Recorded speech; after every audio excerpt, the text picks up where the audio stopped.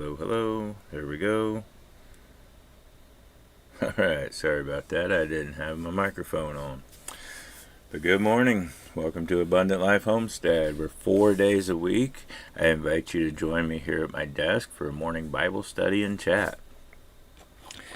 During this time, we can talk about anything that you like, but we have the intention of reading a passage of God's Word, getting God's Word into our heart, and making connections with His Word. His Word says that it is a lamp unto our feet and a light unto our path. Our feet are right here. Our path is right now. And we can truly experience God's Word in our life. And when we share those experiences with each other, they become testimonies and witness to each other. And it helps all of us build a much stronger bond in His Word. Gives us a foundation to stand on when the stresses and the turmoils of the day come around. We've got His Word in our heart to stand on. We have our experiences and the experiences of others to hold back those stresses and that turmoil. We know that God's Word is with us because we have these experiences. Good morning, Michael. I tell you, in the last week, I think my eyes have gotten even worse. I can't even begin to read the chat without them on. Michael says, I was wondering if you might be resting.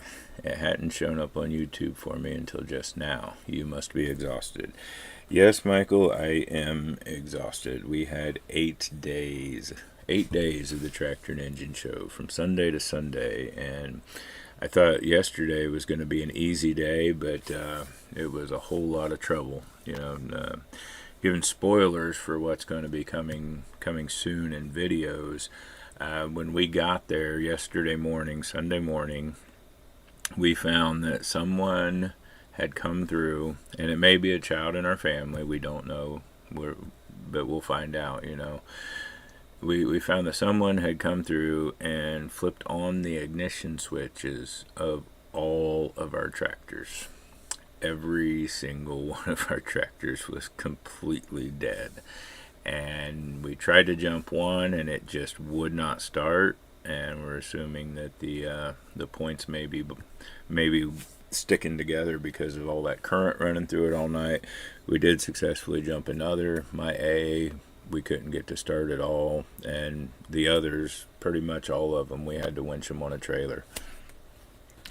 Yeah, the batteries were dead, but it's more than just the batteries dying. When you have that current running through that coil and that condenser and those points all night, or even all day if you leave it on during the day or whatever, when you have that current running through there, it can really damage those ignition parts when they're not working, when they're not doing their job, when it's not getting that pulse. So we're going to be ripping through the electrical system of all of our tractors and trying to check and replace parts. And then lesson learned, we're talking that from now on, when we go to the show, we're just going to have to disconnect the batteries or remove them or something. And then that wasn't the end of it. Once we finally got everything on trailers and got out, I was almost halfway home and blew the tread off of a trailer tire. Had about 25 miles to go, and no one to really come rescue me because my father-in-law was hauling my Kubota, but he wasn't going to be coming until about an hour later. And he told me, when I put the Kubota on his trailer, he told me to take the key and put it in my pocket.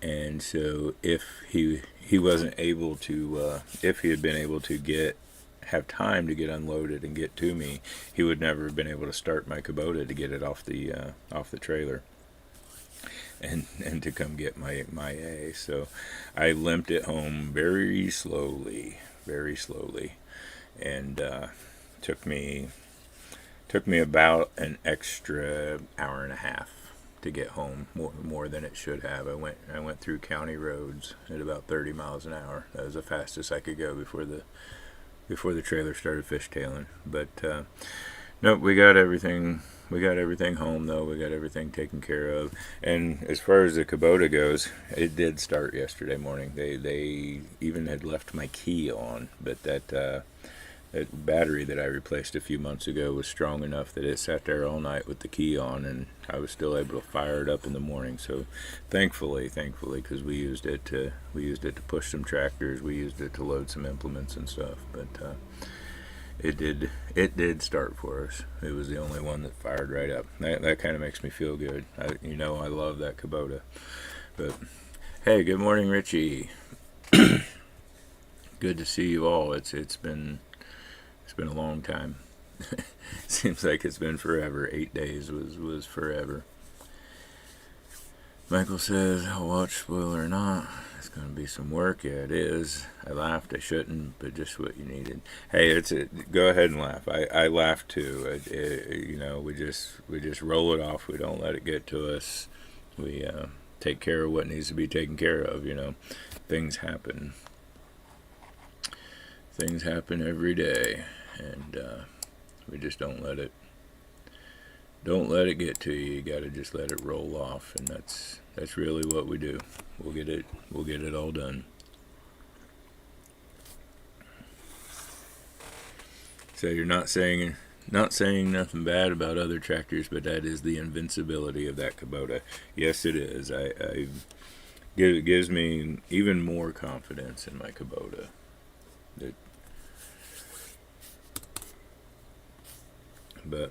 And also, my tablet is glitching out terribly. I dropped it.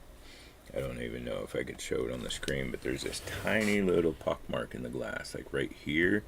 And now there's a line right below that pockmark that's just constantly clicking me off of things. It's making it very hard to edit videos, and I'm hoping it doesn't interfere too much when we read our Bible passage this morning.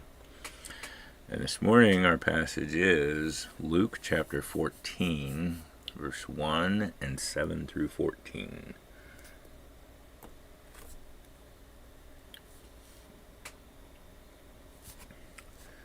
Let's see if I can get there.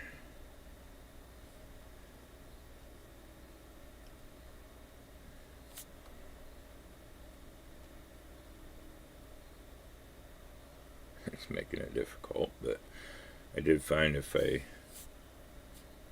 14, okay. I did find if I use my pen on my tablet, then I can mitigate some of the craziness with that glitch.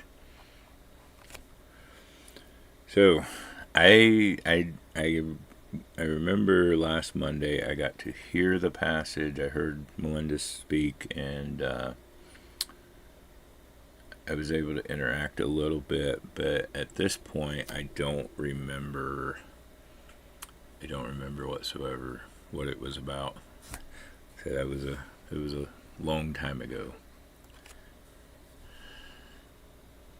See, Michael says you're going to want to do a screen replacement. Yeah, I am. So what I do, I have I don't know if you're familiar with the store Best Buy. I don't know if you guys have those in Australia, but I have a membership to their total membership. It costs me a little over $200 a year, but I buy all of my electronics there, my cameras, my microphones, my tablet, everything, and that gives extra cover for everything. And it'll cost me a little bit, but probably around $100 or so to get a new screen on this. Problem is, it takes about 2 weeks, and I edit all of my video on the tablet. So I want to try to get all of the Tractor Show videos done and published, and then I'll let the tablet go down for 2 weeks. We'll let the channel rest for a while. But and during that time, I can read the Bible verses off my phone. That's fine. So, but as long as I hold my pen on it, we can read this morning. So verse 1 in Luke 14, it happened on the Sabbath when he went for a meal at the house of one of the ruling Pharisees that they were watching him closely and carefully, hoping to entrap him. We jump down to 7. Now Jesus began telling a parable to the invited guests when he noticed that they had been selecting the places of honor at the table, saying to them, "When you are invited by someone to a wedding, to a wedding feast, do not sit down to eat at the place of honor, since a more distinguished person than you may have been invited by the host. And he who invited both of you will come and say, give this man your place, and then in disgrace you proceed to take the last place. But when you are invited, go and sit down to eat at the last place, so that when your host comes, he will say to you, friend, move up higher, and then you will be honored in the presence of all who are at the table with you. For everyone who exalts himself will be humbled before others, and he who habitually humbles himself, keeps a realistic self-view, will be exalted.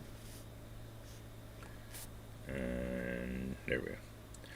Jesus went on to say that to the one who had invited him, when you give a luncheon or a dinner, do not invite your friends or your brothers or your relatives or wealthy neighbors, otherwise they may also invite you in return, and that will be your repayment. But when you give a banquet or a reception, invite the poor, the disabled, the lame, and the blind, and you will be blessed, because they cannot repay you. For you will be repaid at the resurrection of the righteous, the just, and the upright. Okay. And, all right. So we take a look here at the beginning.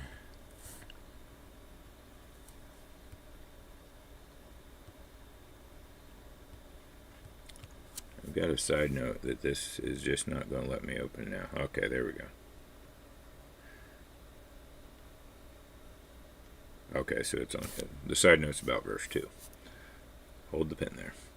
So it happened on the Sabbath, when he went for a meal at the house of one of the ruling Pharisees, that they were watching him closely and carefully, hoping to entrap him. There's something in this that I think we can really learn from Christ, and it's that he knew the Pharisees were after him. The Pharisees had already been after him. The Pharisees had already been badgering him and trying to figure out, ways to entrap him and trip him up in his words, so that very much so that they could seem more powerful. They would feel higher than this new guy that had come around. And Christ knows that, and he doesn't try to hide from them. He doesn't try to have his ministry in the basement of somebody's house in fear of persecution. He still walks the streets and still openly shares and ministers with others. And not only that, he even goes to the Pharisees' houses.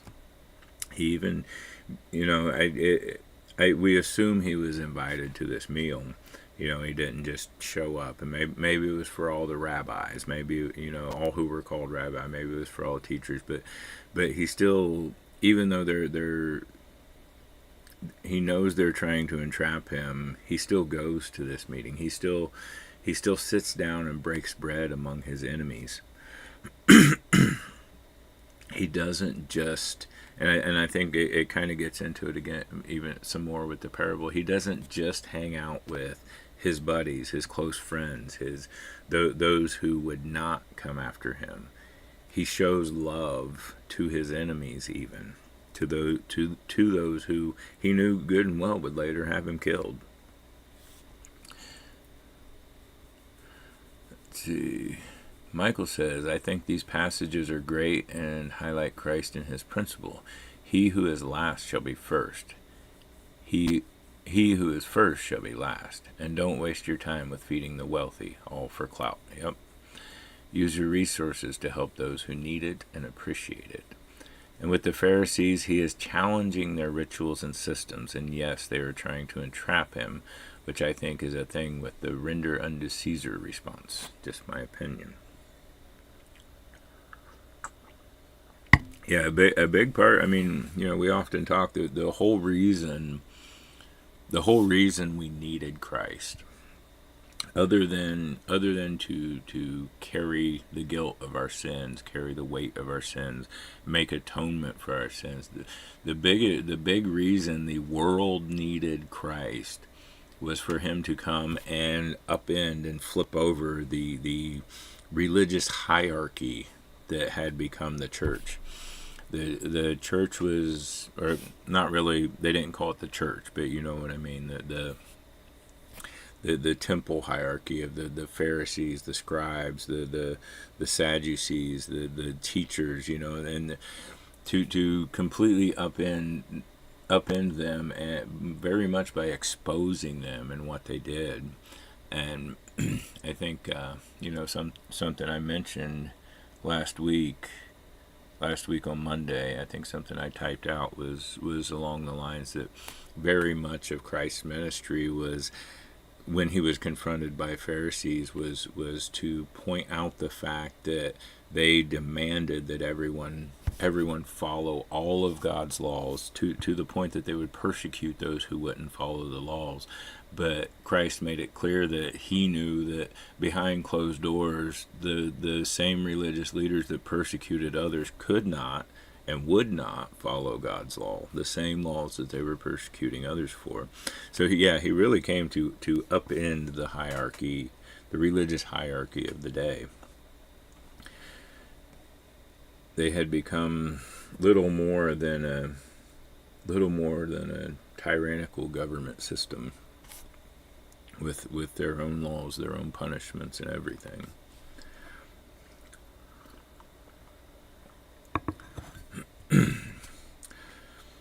So it says, now Jesus began telling a parable to the invited guests when he noticed they had been selecting places of honor at the table, saying to them, when you are invited by someone to a wedding feast, do not sit down to eat at the place of honor, since a more distinguished person than you may have been invited by the host.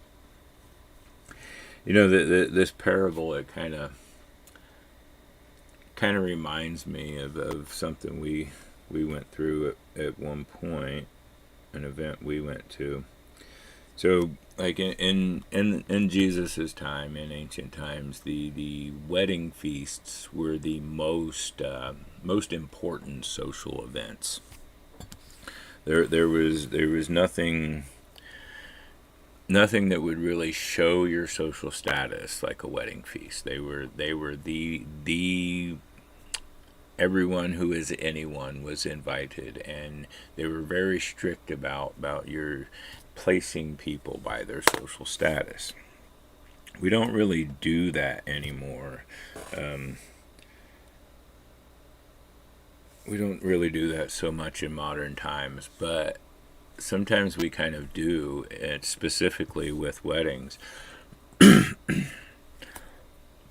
me a second. So, like, several years ago, Melinda and I were invited to a wedding. It was a friend's wedding, and my friend was a Marine. It was a very formal military wedding. He wore his dress uniform. Many of us wore our dress uniforms, or at very least we wore a black suit and tie with our ribbons and our rank on it and stuff. But at this wedding, Melinda and I were sat at a table with 3 Marines, and of course I was Army, and I tell you, it was really awkward at the table. And from my perspective, you know, it kind of made me think that in the seating, I was kind of an afterthought. Like he gets down the line, and there's Porter. Where in the world am I going to put him? I guess I forgot to say that at this formal wedding, he had areas of people split off by branches. So there was a section for the Air Force, there was a section for Marines, Army, and then I think a couple of tables of Navy and Coast Guard even. But me and Melinda were the only ones that were taken out of our assigned section. We were assigned a table with these 3 Marines, and we were actually kind of close to the front, you know. But it was really kind of awkward, you know, between us, because, you know, we served in different branches. We had entirely different experiences. I didn't even know these guys at all. So after the ceremony, but before the meal and the festivities, I go up to my friend and I'm like, hey, you know, I don't know if you realize what you've done, what you did here. I said, but the table I'm at, it's really awkwardly silent. I was like, these guys, it doesn't bother me, but these guys just don't. They're feeling. You can feel that they don't feel like they belong, and I really don't feel like I belong at this table. It's like, if it would help them, we can move somewhere. And my friend looks at me. He's like, I know exactly what I did. And he kind of chuckles a little bit. And I was like, yeah, I know. Because we'd always had banter between each other. But he comes up to our table and he announces to the entire wedding event that he starts, and gosh, it's been years ago. My memory's kind of fading on it. But he gives the name, the rank of each of these three guys and tells them where they had met, and he tells them that they're his best friends. And then he gives my name, and this is Sergeant Porter, United States Army, and tells about how we met. And he tells the entire crowd there, he's like, these are my closest friends. He's like, they don't know each other. I want them to know each other. And that really helped. That lightened everything up. So from my perspective, I was kind of in the lowest place. I was an afterthought here. And he came along and he's like, no, you're not in the lowest spot. You're sitting in a place of honor that I didn't even realize, and it didn't even bother me, one way or another, if I was in the lowest. But from the other guy's perspective, it come to find out they were so awkwardly silent because they were kind of intimidated. They as we had our ribbons and awards and stuff, and I'm sitting there with like four rows of ribbons on my chest, and each of them only had 2 or 3 ribbons. None of them had been deployed overseas or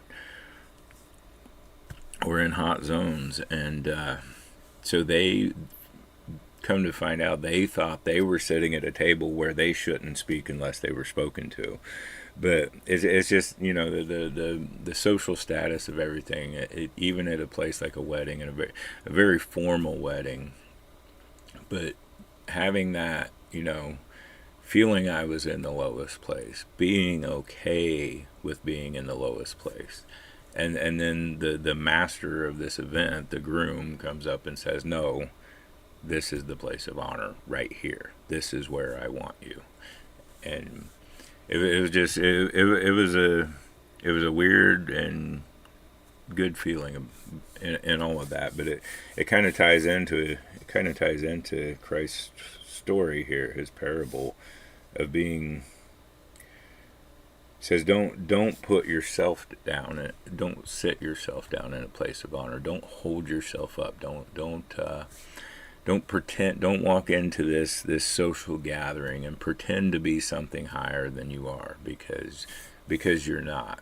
And even though we don't, this isn't so prevalent in our society today when it comes to weddings. It kind of makes me think of you look at social media nowadays, where a lot of people, many on social media, they take out all the bad things of life, and they enhance the awesome and good and great and look at me type things, and really try to make their life seem like it's a lot better than it is. Try to make it seem like they are much more than they are. And in reality, we find out that, if you really take a look at someone at any of our lives, that on social media, the world tends to be kind of fake. We place ourselves in this highest position, that we are so good, life is so good, and everything is so much better. But the reality is we're not. We're pretending to have that kind of social status, whether we do or not. It says, don't sit down at a place of honor. Don't pretend that you are high up. Don't pretend that life is great and that you are the top of the social ladder. because a more distinguished person than you may have been invited by the host. Someone's going to come along and say, "Hey, he's in my seat. Hey, I want him moved. Hey, he's this stuff. He's pretending." He's pretending to be high up the ladder, but this is really kind of fake. So a more distinguished person may have been invited by the host, and he who invited both of you will come and say to you, "Give this man your place," and then in disgrace you proceed to take the last place. You know, when we know who we are, when we know where our place is, when we take that humble position, you know, how do I want to put that? I'm completely mind blank. Let me see what Michael says here.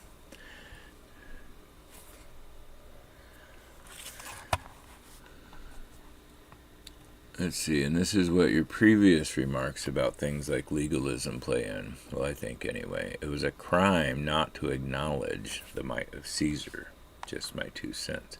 And, you know, when it comes to the social circles, it was not a legal crime, but it was very much almost treated as a crime not to recognize and acknowledge the social status of everyone at this party, and to recognize where they were in the hierarchy.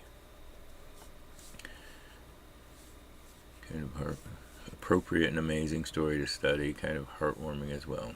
Well, you're not wrong. I don't use it outside of watching others on YouTube, but all those folk who make content and post judge their lives on the little like buttons. Go live, share because you can.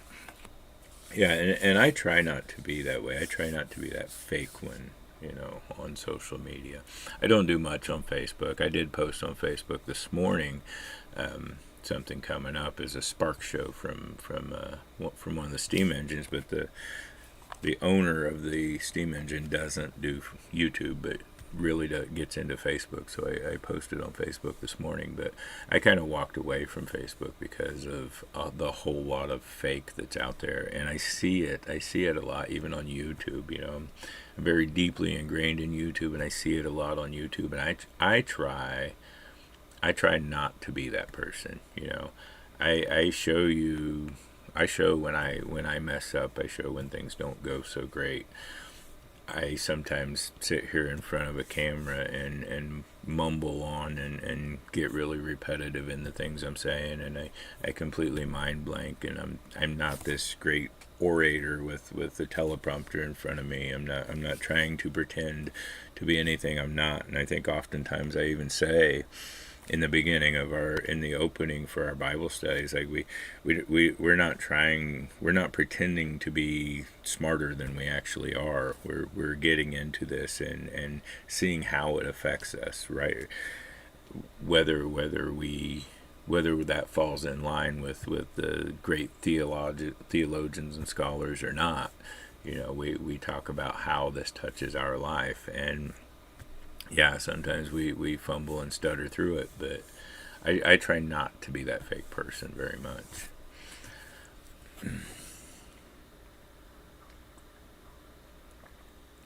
Michael says, I walked away from Facebook in about 2015, 2016. Long story there, has to do with Christian topics I followed, being unchristian. Yeah, and that's, you know, social media can be a great tool for sharing Christ, but it can also be a great tool for manipulating Christ and manipulating Christians. And yeah, that's a big part of why I don't do the Facebook anymore and things, and very careful, I guess, with YouTube. But when we hold ourselves higher, we think of ourselves as better than the others, better than our peers, better than the others around us. You know, they're you know, putting it in a YouTube perspective, we're constantly being told by the the gurus, the ones that tell you how to succeed on YouTube, constantly being told to study your competition and make yourself better than them. And to a point, that's a good thing. You study them to improve yourself, but at the same time, if you're studying them, if you're looking at them and saying, I'm doing this so much better, if you're putting yourselves at a higher position, and oftentimes putting yourself at a higher position comes at the cost of tearing someone else down, that can take us on a whole different track.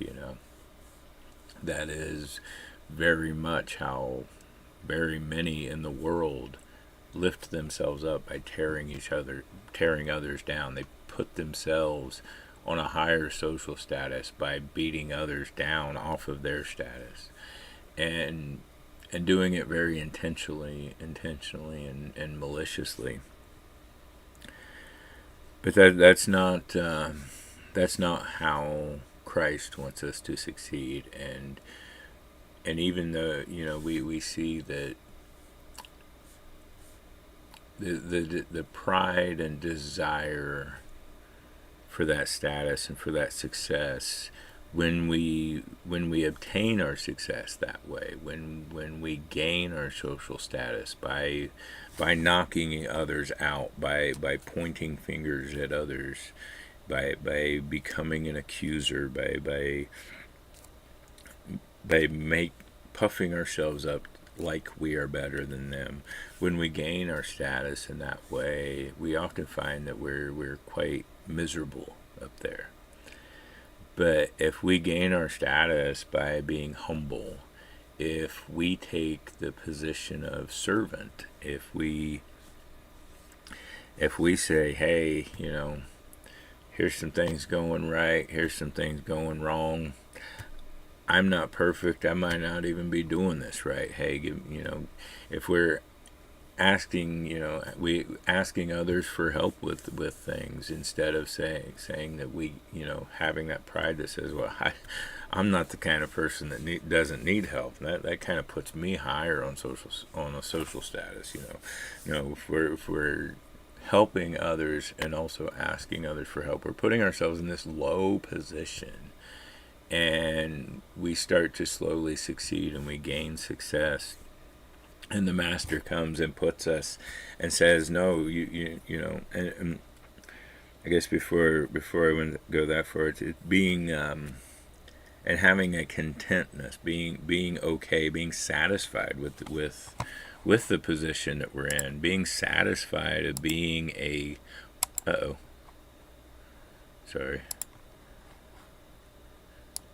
being satisfied with being a servant, being satisfied with being in that low position, and not only just sitting there and being happy with it, but taking that position and serving others, being the lowly one, and loving it even. I love being a servant to others, and instead of there's another side we can take of that, where when we're in the lowest position and we know it, but we're constantly making others see and recognize and acknowledge how humble we are. That's a different kind of pride. That's a position that Jesus even speaks about often. The rabbis would, in their prayers in the street, and they're wearing the prayers on their arm or their forehead, and different things that they do, making sure others know that we are in a low position and we are just humble people. That takes adds a different bit of pride to it. And he's saying, no, just be content with your position with God, and your position and your social status. Not just be content with it, but love it. Love your position and take your position by the horns, and enjoy. When you are a servant, enjoy being a servant. When you are at a table where you feel you don't belong, grasp that, take hold of it, love it, and roll with it. instead of trying to put yourself in a higher place. Because if you try to put yourself in a higher place, someone's going to come along and knock you down. And until that person comes along and knocks you down, you're going to find yourself very miserable in that higher place.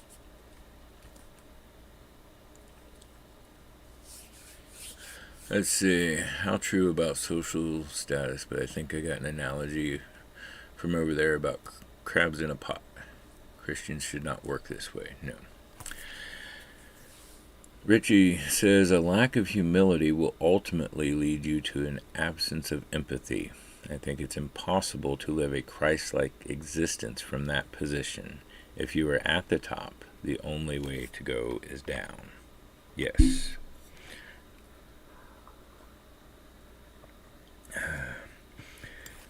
Until the day of the Lord, until kingdom come. Yeah, any rung you climb in human status, you can always get knocked back down a rung, and you often will. He says, but when you are invited, go and sit down to eat at the last place, so that when your host comes, he will say to you, friend, move up higher, and then you will be honored in the presence of all who are at the table with you. That verse right there, that part of it, that's what made me think of that wedding. You know, we didn't get moved to a higher place, but here we thought we were in the lowest place. We thought we were kind of the leftovers stuck at a table, and that's, you know, the groom, the master, comes up and says, no, this is the place of honor. But we were perfectly content with being in a low place. I was okay with it, you know. Just it was more, what took me to him was my concern for the others at the table. The awkwardness that there was between all of us, and he comes in and says, I want you guys to know each other. I want you guys to love each other. And really helped break all that. When your host comes, he will say to you, friend, move up higher, and then you will be honored in the presence of all at the table with you. You know, and in another perspective, oftentimes being the humble one, being a servant to others, very, very much feels like a thankless job. I've felt that a lot in the 15 years that I've been taking care of family members, you know, and you know, like right now in present time, I feel it a lot and brush it off from Grandma, because I know that Grandma is not really in her right mind. Her dementia is advancing, her brain is shrinking. The things that come out of her mouth are not always, you know, not always what she means to say or how she puts it out, but oftentimes it can be very very thankless and very how would you say it, almost depressing at times. It can kind of put you in a position where it's like, you know, why am I the servant? And you know, that it kind of goes back to, well, you know, the world doesn't always recognize what we do, and it doesn't matter. You know, you don't have to be in a position like I am, where I've done this where I've been the servant for 15 years to feel that. You know, sometimes just helping the needy person on the street, or the person in your life that you see a need, and you become the servant and you fill that need. Or even giving, like third party, like you know, we're doing this month with the pantry for the Muncie Mission. They send word to the church that they're running low on food. The church tells us, hey, they're running low on food. Some of you have given extra funds to our ministry this month, and those we're going to use those funds to buy food to give to the church, to give to the mission. Well, there will be no acknowledgement of our sacrifice in that. There will be no acknowledgement that you and we did anything. It's something that we won't get recognition for, and that's perfectly fine. That's perfectly okay. The position of a servant will often seem thankless, but the Father, God the Father, or Christ, or the master of whatever situation it is, always sees your contribution, always knows what good you have done as a servant. It's the people around you who look down on you for your position, but the Father never looks down on you for your position of being a servant, of embracing that, and neither complaining about it or trying to let pride get in your way and make sure everyone knows that you are the humble servant. But it's the world that makes it thankless to you. But the Father always sees. The Father always knows, and beyond that, other people see and know, but they don't often tell you, I guess. When they appreciate, they see from a distance what you've done for and done to others, the sacrifices you made. And let's see where we at. Okay. Let me see what we got here. Richie with the most insightful comment of the day. From Michael says, one of my remarks to others when asked a precursor to the Christian thing is the world doesn't revolve around Michael. Absolutely, and the world doesn't revolve around Jonathan or Richie or the Karen out there. After I help them out, life isn't about me. Yeah. And that's one reason most of the time when we use our ministry fund, I don't talk about it. I had originally planned that as far talking YouTube logistics and everything, I had originally planned to like give a monthly update for those, and that would only be viewable by those who were ministry supporters and added to our fund, and to talk about what we did in the ministry that month. And I decided to pull away from that for that very reason. I don't want it to be about me. They give in trust that something good is going to come of this, and we are instructed to give in secret. Give in secret, and the Father who sees in secret will reward you. So we're not going to in any way, shape, or form go out and blast and broadcast, hey, look at the good things that we're doing for God. No, we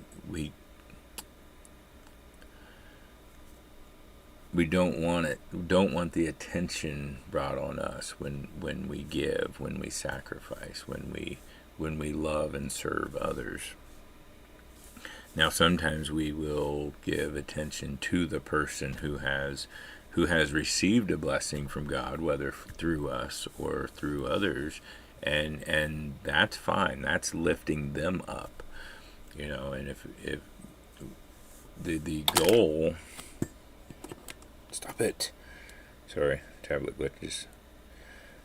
The goal is to create a community where everyone is lifting everyone up, and then there's no one to look down on. But there are times where we will lift the person who has received a blessing up. That's great. That's fine. It's the danger is in lifting ourselves up. Here I am, this lowly, poor, humble servant, and look at the great thing that I did for God. No, I personally don't like that. I shy away from having that attitude about it. Richie says, this is something I think and talk about often. I think it's not only important to accept and embrace our own position, but also to do our best not to allow others to place us above the position of God.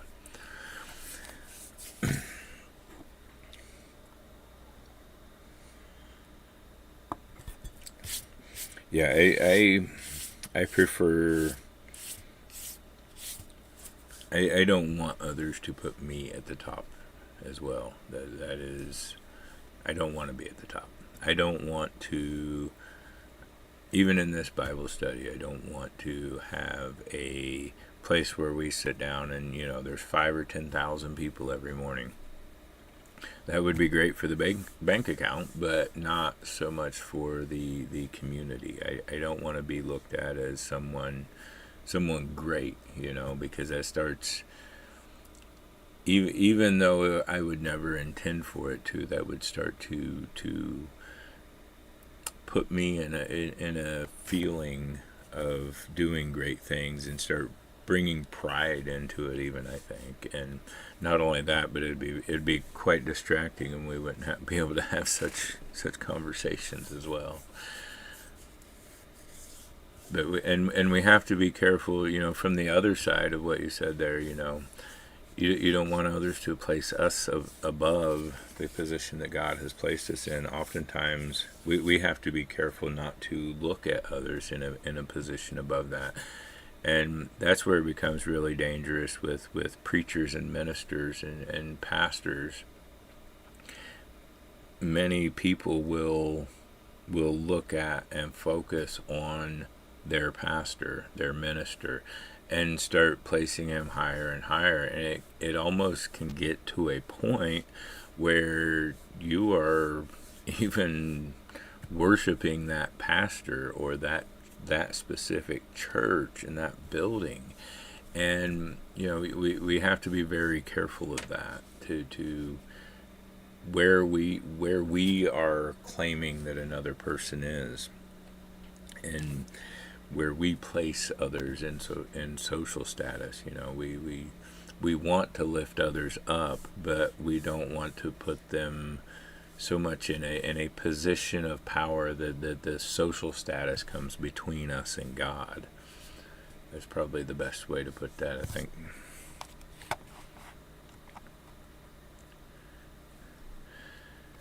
Michael says, my grandfather's funeral was interesting. I learned a lot about him. He paid for the funeral of an indigenous soldier here. Those folk got nothing after World War II. He quietly paid for that funeral. None of us knew. Affordable thing he could do. He didn't even know about it till he died, but something you should do for your brother. Yeah, giving in secret. That's a big part of both what Christ says, and it's a big part of what we try to do.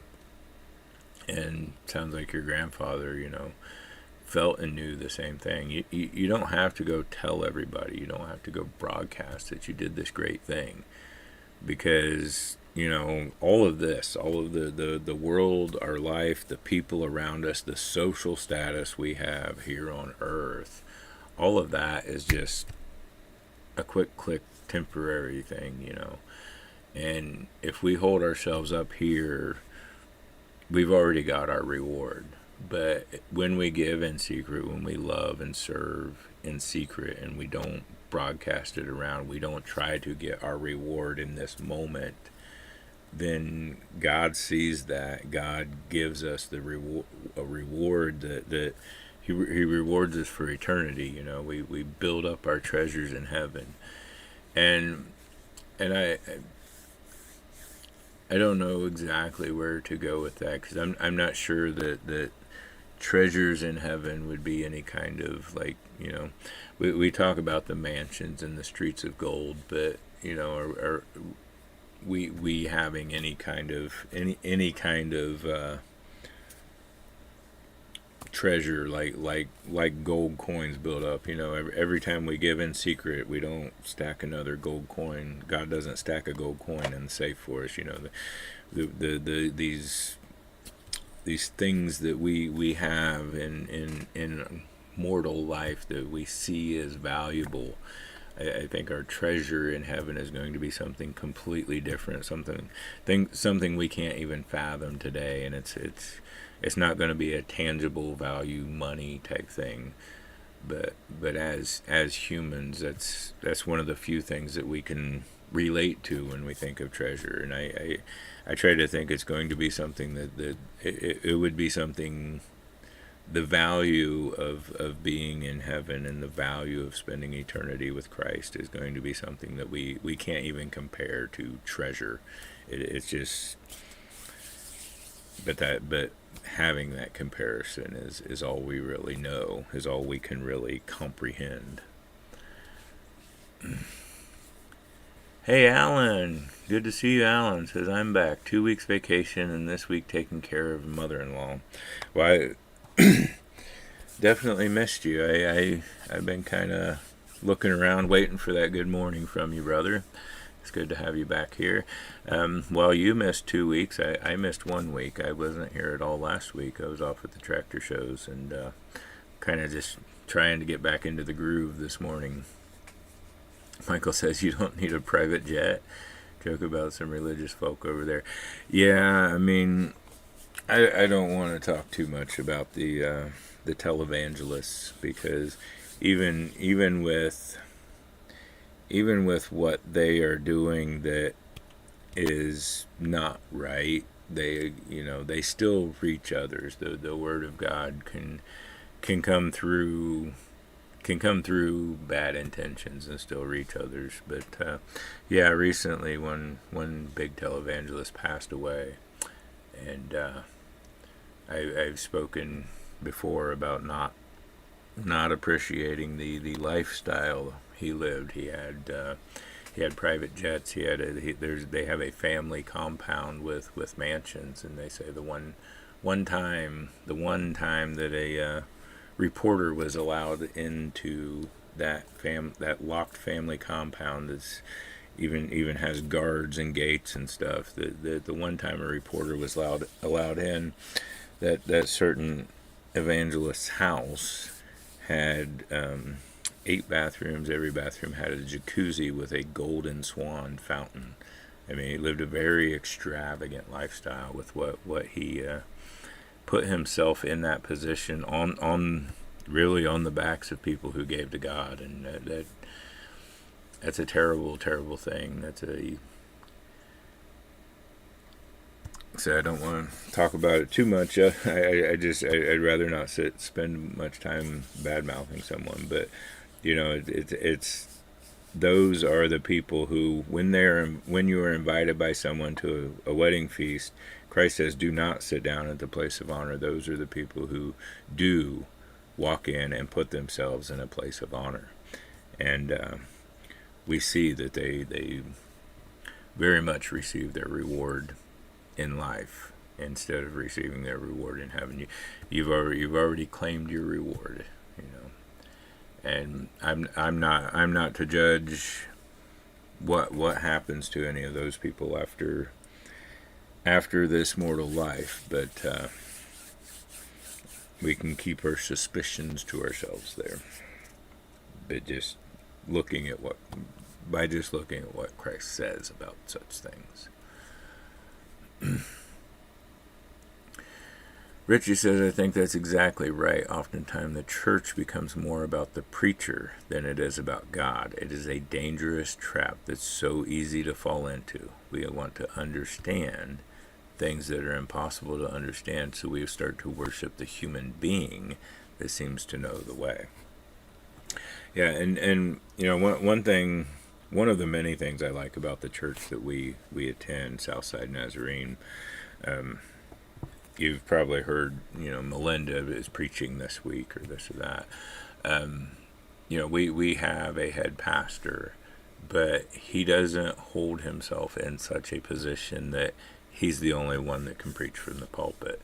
In fact, he takes other pastors, other ministers in the church, and whether they plan on it or whether they know it or not, he'll be like, you're preaching 3 weeks from now. you're preaching next week. You know, we keep a rotation in there, and I don't know that he does it just so that the congregation doesn't see him as the, you know, almost idolize him as being the one who holds this church together and the one who is the main guy at this church. I don't know if he rotates because of that or for different reasons, but we do rotate the pastors quite often. And in stark contrast, I know of a church here in Muncie that is very much not that way. It's a small church, it's not a huge church, but anytime the pastor can't be there, they don't have church. He does not want anyone else, he will not allow anyone else to substitute for him, because he doesn't know what they're going to say. And he has actually, this guy has actually said this to me. You know, it's not a speculation that, well, pastor's off on vacation, they're not having church, he must think he's the greatest thing. No, he has personally told me that he does not allow substitute pastors because he doesn't know what they're going to say. And yeah, so there's stark contrast even within churches, even right here in Muncie, Indiana, that some of them hold themselves very high and some of them hold themselves as servants of God. Oh, good morning, Melinda. Just tuning in, trying to get back into a routine. He does ask first. Okay, talking about Pastor Neil, our head pastor. He does ask first. He likes to share and allow the rest of us to get more experience. And, you know, very much in a way, I think, with Pastor Neil, when he brings in others, when he allows others to stand at the pulpit, when he wants others to preach a sermon, very much in that way, he's serving you. He's being a servant not only to the congregation, but to the other ministers, to the others who have been called by God. Very much so.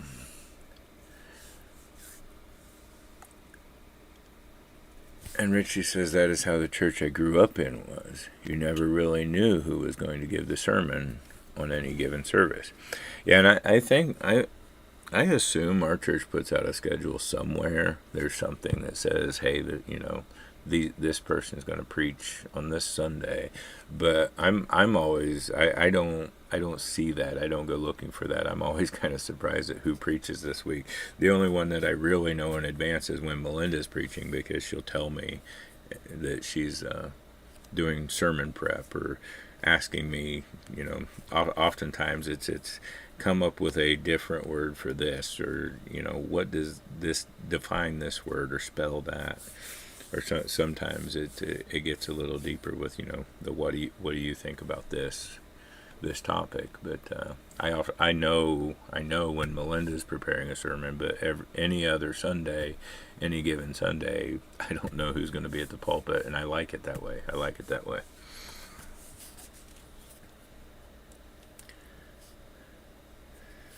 But we're running short on time here, but we get into the second half of this parable. Or not really. I guess the parable is over. He turns to the one who invited him and says, when you give a luncheon or dinner, do not invite your friends or your brothers or your relatives or wealthy neighbors. Otherwise, they may also invite you in return, and that will be your repayment. You know, we've kind of touched on this a lot, both with only being around those you're comfortable with, and receiving your repayment, your reward in life. Something that's said about this passage, they say a much better translation of what Christ says is when you give a lunch or dinner, do not habitually invite your friends or your brothers or your relatives and wealthy neighbors. You know, he's not saying it's wrong to invite the people that you love, to be with the people you love, to and when you throw a party for any reason, when you have a gathering, you make a lot of sacrifices in doing that. But and it's not wrong to do that for people that you love. But when you do that for people that you love, knowing that they're going to invite you to their party, well, it really takes away from any kind of love and sacrifice there, because it's more of a trading and repayment, and again climbing that social ladder. So he's not saying it's wrong to do that. He's saying don't habitually do that. Don't make that the only thing you do. Don't make your small circle of friends the only ones you associate with, and the only ones that you help, and that you share your resources with. Go because that's not really sacrifice. That's trading, you know. But when you give a banquet or reception, invite the poor, the disabled, the lame. This is where it becomes sacrifice. This is where you're giving not in a trade. You're giving what you can't afford to give.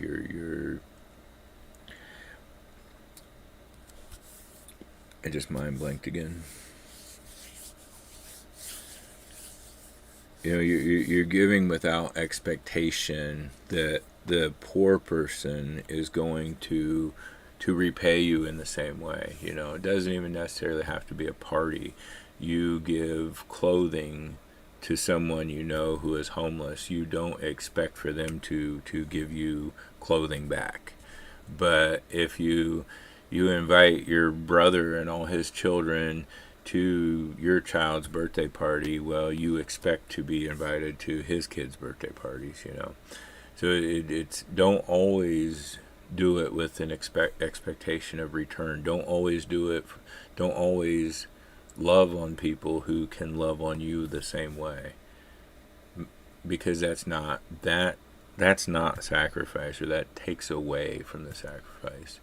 You do it when you can't afford to do it. You do it when you can't be repaid. Give food to those who aren't going to give you any food back. Give clothes to those who aren't going to give you any clothes back. Give time. Sometimes that's all it is. That's all that is needed. Give time to those who will not turn around and give them your time. Or even emotions. If you're angry with someone, give up the anger that you have over something they did, even when you know that if there is anger in return, that anger is not going to be given up. So it's not always material things. Sometimes it is very much things of the heart, very much things both in the heart and the mind. You've got the material things, but you've also got the time, the love, the emotions. Give up things to those. Serve those in ways that they cannot serve you back.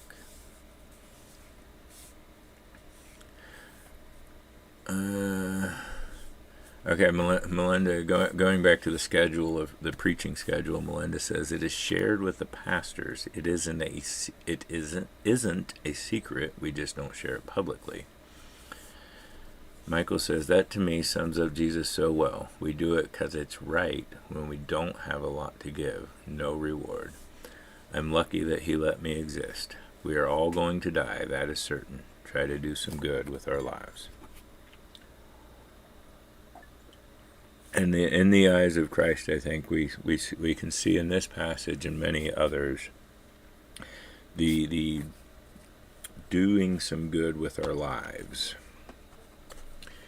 is most often and always doing without reward, doing without regret, putting ourselves in the position of a servant and embracing that position, loving that position, not grumbling about how low we are on the ladder, but really truly taking that position and rolling with it and making it our life. Giving to others when they can't return in like manner what we gave to them.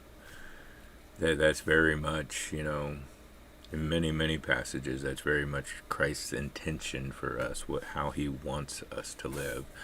And in doing so, even when we don't receive thanks on earth, even when we don't climb the social status, the social ladder on earth, God sees that, and he rewards us for that as we store up those treasures in heaven.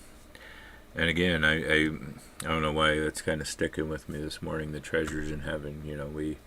We think about storing up our own treasures, whatever it may be it gold and silver, be it guns and ammunition, be it a library of books. Whatever we consider treasure and store up here on earth, we can't even fathom what treasure in heaven will be. And I don't think that it's going to be anything tangible or anything that would give us any kind of wealth or social status there.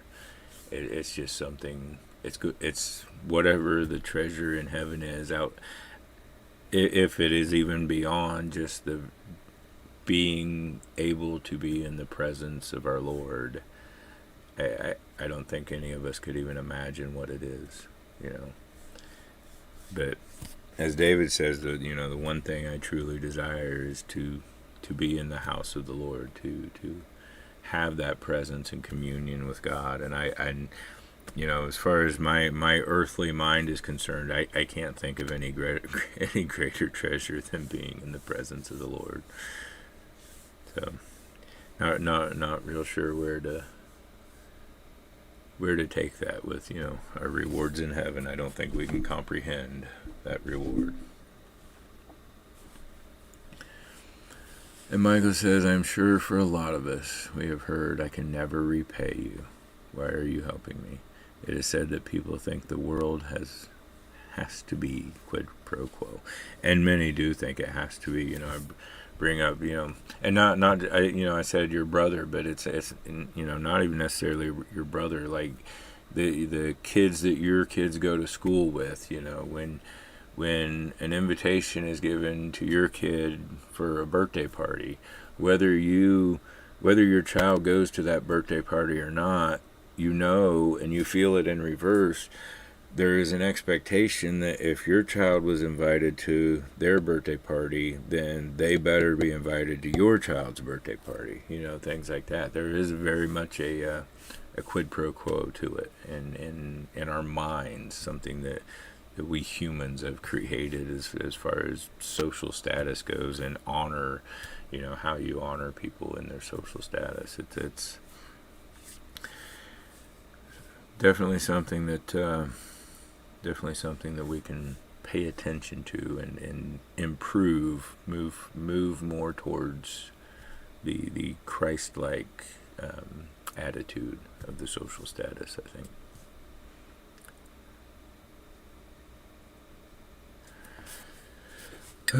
So I'm actually way past 9 o'clock. It's about 10 after, but our middle son, Jacob, he did not sleep last night whatsoever. He's the one, Jacob falls on the autism spectrum, and there's a very interesting and odd correlation between Jacob and Grandma. And I don't fully understand it, but it's like even when they don't contact each other, they're not around each other. If Jacob has a bad day, Grandma tends to have a bad day. If Jacob has a great day, Grandma tends to have a great day.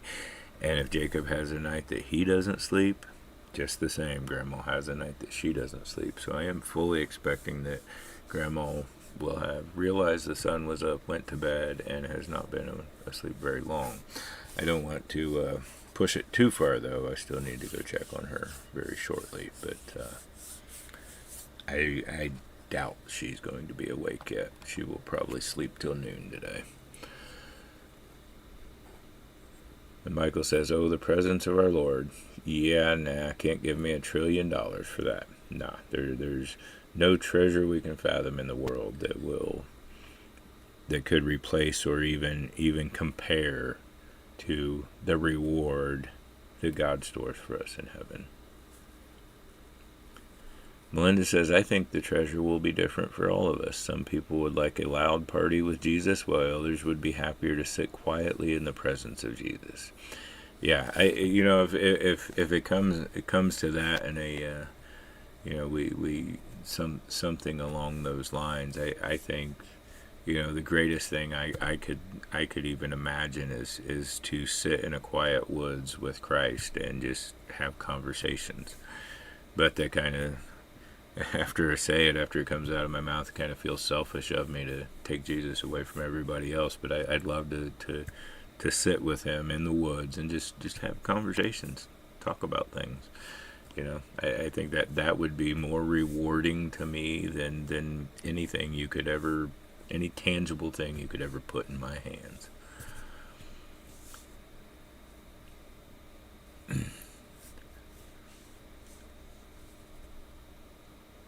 Michael says, I think Jesus liked the sitting down with folks in small groups, one-on-one.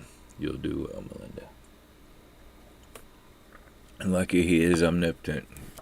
Yeah, being omnipotent, I guess he could be sitting there talking with me and also having a party with the other person, with someone else, and walking along the river, the river of life that runs through heaven with a group of people, teaching and talking to them all at the same time. But so anyway, like I said, we're well past the 9 o'clock hour. I don't know what I did with my glasses case. Oh well, I'll leave them sit on the desk for now.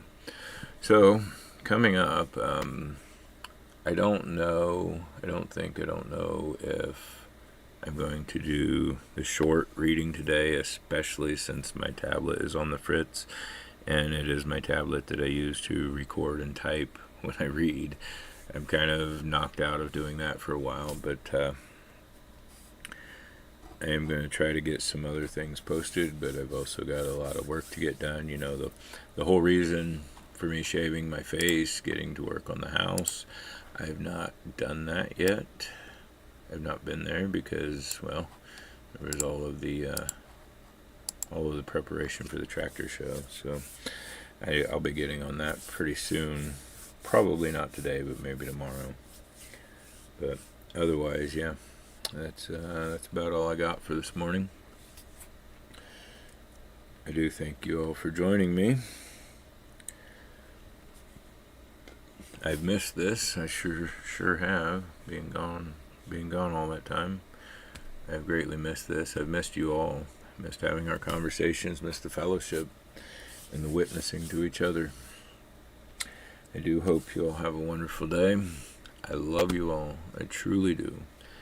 And God willing, we will be back here tomorrow reading Hebrews chapter 13, verses 1 through 8 and 15 through 16. So join me tomorrow as we get back in the groove of this, and let's get about a week. Let's get about a good week into it before we start looking at and discussing the slight changes and things that both I and Michael had brought up in the week before I was off. But keep those things in mind, and if you have any ideas to add, keep those in mind as well. I think next week we'll start talking about some of that. But anyway, I do need to go check on Grandma, so I hope you all have a wonderful and blessed day. Again, thank you. I love you all. I truly do. And I will see you tomorrow.